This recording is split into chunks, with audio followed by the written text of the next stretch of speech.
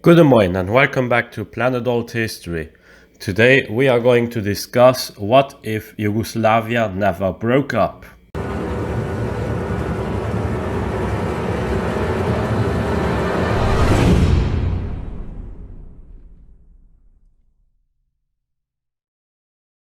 Yugoslavia has become some kind of a meme right now. Even myself, I can't stop laughing thinking of Yugoslav war songs, Turbo Folk, and much more. Macedonia. I mean, even in some countries, people from former Yugoslavia are called Yugo, or they even refer to themselves as Yugo. Some people will refer to them in a not so nice way as joke words. Speaking of Yugo, the former Yugoslav Republic of Macedonia becoming North Macedonia is also somehow funny, isn't it? Well, at least for me, it's really funny. Anyway, enough jokes. Yugoslavia was a multi-ethnic and multi-religious state. You had Catholics, Muslims, Orthodox, Protestants, even later on some atheists. Slovenes, Croats, Bosniaks, Serbs, Macedonians and Montenegrins and many more people, even the Albanians of Kosovo or Kosovars. They were all part of Yugoslavia. There are of course many other minorities which didn't have their own republic or their own autonomous province, like a sizable German community, Gypsies, who sometimes refer to themselves as Egyptians. The history of Yugoslavia could be divided in two parts: everything before and everything after World War II. Before World War II, Yugoslavia was a monarchy and the territorial division of Yugoslavia was different and had parts with a Serb, Croat, Bosniak majority overlapping here and there. There was an effort to at least bring the Croats and Serbs and Bosniaks together as Serbo-Croats. That's also a reason why many Serbian nationalist circles claim that Bosniaks are Muslim Serbs and Croats are Catholic Serbs. World War II brought a huge baggage, and relations between Croats and Serbs and even Bosniaks and Albanians they deteriorated further. The Ustashi was responsible for one of the biggest concentration camps during World War II, and many Serbs were killed. After World War II, Tito took power in Yugoslavia and there was a lot of suppression going on. And the events of World War II, they were not properly dealt with. Instead, many people were accused of nationalism and the Yugoslav identity was further propagated. There was this internal debate within Yugoslavia where some people claimed that Yugoslavia was Serbo-centric, while others said that the autonomy of Kosovo and Vojvodina were done purposefully to weaken Serbia. Both sides, they have very valid arguments and I can't really decide which side is right, because I have no clear knowledge of the whole situation. Tito's death was also the death sentence for Yugoslavia, and nationalism was arising everywhere. With the collapse of the Soviet Union and the fall of communism, nationalism had been used as a tool by many politicians in the former Yugoslavia to gain power. The problem with this was that it spiraled further and further. We got the mess which is nowadays known as the Yugoslav Wars. One of the most recent wars on European soil. This was less than 30 years ago. So what if all of that changed? What if Yugoslavia never broke up? When reading and speaking to people of the Balkans, especially from ex-Yugoslavia, people tell me one thing. They say that nationalism is to be blamed on the collapse of Yugoslavia. In this alternate history, we can of course not just remove nationalism, as this would be ASP. We can however look at the people who came in charge after the communists went. Many of them were indeed nationalists, and in return, once they got power, they employed people who were sometimes even more nationalistic than them. So what happened was everything was getting out of hand. This might however have been a response to high unemployment, the mismanagement of the Yugoslav economy and many other factors. Let's face it, There is a reason why even before the Yugoslav wars, people from Yugoslavia came to work in Germany and other countries of Western Europe. So let's just assume that the strikes that held the reforms back in Yugoslavia, they were actually repressed by the government in the 80s. It's still a time where such a thing could have worked. And the standards of life, they would then not have deteriorated further on, but unemployment at least would be kept under check, and the real wages, they wouldn't decrease that much, but rather stagnate. Nationalism would still grow, but we wouldn't get a civil war in Yugoslavia.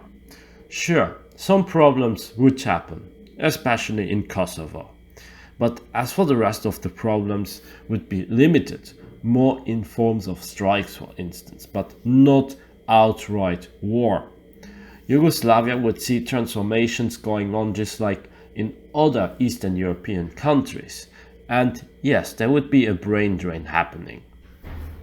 The good thing is that this brain drain may actually be smaller than in OTL because of the absence of the war, and it could lead to some stabilizing effects if more nationalistic people would actually want to go away. Yugoslavia would not, however, start from scratch. They were, after all, the most westward-looking communist states. And what could happen is that Yugoslavia would get a mixed constitution, based on the constitution that Spain has or Belgium. Every part within Yugoslavia would keep their autonomy in one way or another, and even Kosovo would not get their autonomy erased. The UCK may become a terrorist organization similar to ETA, but not become that powerful because there was not this powerful response made for the erasure of the autonomy. And they would fight for Albanian unification or Kosovo independence, but in this timeline the UCK would not get any Western support. Yugoslavia was an observer within the predecessor of the European Union, and with Austria and Greece and Italy being member of the European Union or community, I can imagine Yugoslavia becoming at least around the same time as Poland, for instance, member of the European Union as well. Yugoslavia would become a very powerful and a very influential country within the EU, similar to Poland nowadays, but not as powerful or important as, say, Germany and France, but a force to be reckoned with nonetheless.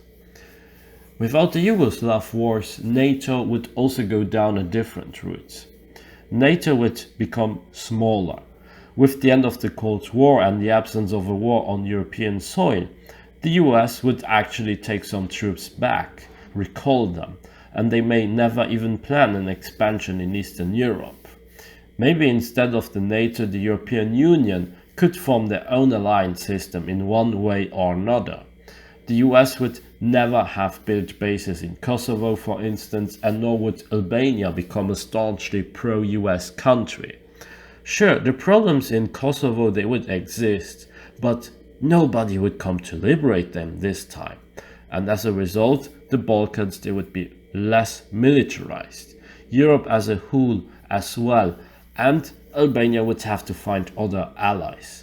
Maybe Italy could become their strongest ally, or they could reconcile somehow with Yugoslavia. Who knows? The naming dispute of Macedonia would never become a thing, thus an entity called North Macedonia would exist as much as an entity called South Macedonia, which means not at all.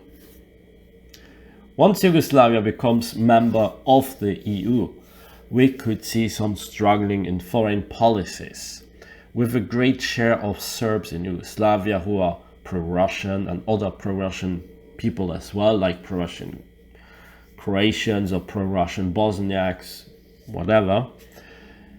Yugoslavia would rather hope for cooperation with Russia, or we could see them in a similar spot as Moldova nowadays, where the government can't really be that much pro or anti-Russian because then they would upset one population or the other.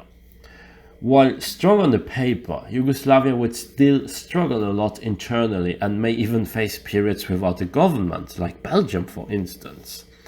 The Yugoslav economy would be very, very diverse. You would have tourism, factories, agriculture, mines, and later on there would also be a service industry going on. And after years of a brain drain, Yugoslavia would go then the same route as Czechia, Slovakia or Poland, of becoming a wealthy country in Eastern Europe and the Balkans. There is even a slim possibility that in general they could even surpass Greece at one point, if they are lucky enough. Yes, Yugoslavia would sometimes stick out as being that odd country within Europe, especially in foreign policies where they would have very different ideas. But it would be a prime example for people wishing for more peace and cooperation. Europeanists, they would dream and look at Yugoslavia as the model country for a united Europe. And others would see Yugoslavia as a model country for religious tolerance, where Catholics, atheists, Orthodox, Muslims alike they could live in peace.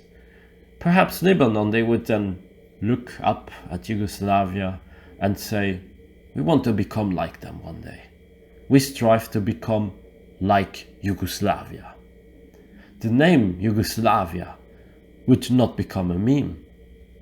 And there would be actually a very respectable reputation in an alternate 2022. And that's where we leave it for now. That's it for today.